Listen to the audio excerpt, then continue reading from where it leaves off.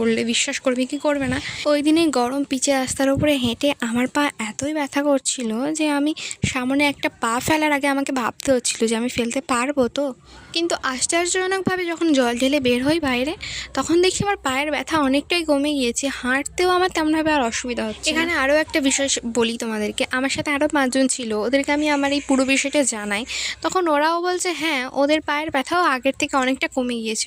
আমি জানি না এটা কীভাবে সম্ভব, কিন্তু কথায় আছে না, বিশ্বাসের মেলাই বস্তু তর্কে বহুদূর, তাই বিষয়টা নিয়ে বেশি কিছু ভাবতে পূজা দিয়ে বের হয়ে আমাদের একটু ঝাল ঝাল কিছু খাওয়ার ইচ্ছা হচ্ছিল, কারণ সকাল থেকেই না খেয়ে তাই আমরা সবাই মিলে 1 প্লেট করে চানা খাই, আর তারপরে গাড়ি করে সোজা বাড়িতে এসে ফ্রেশ হয়ে দেখছি মা সাগুদানার খিচুড়ি করে রেখেছে, আর এই খিচুড়িটা খেতে কিন্তু অসম্ভব সুন্দর লাগে। আমার না তখন একদমই খেতে ইচ্ছা করছিল না, তাই অল্প করে 2-4 গাল খেয়ে শুয়ে পড়েছিলাম, কিন্তু মা আমাকে তুলে আবার খাওয়াই। চলো আসতে পারছি, দেখা যাচ্ছে পরে অন্য কোনো ভিডিওতে। তোমার ভালো থেকো, বাই।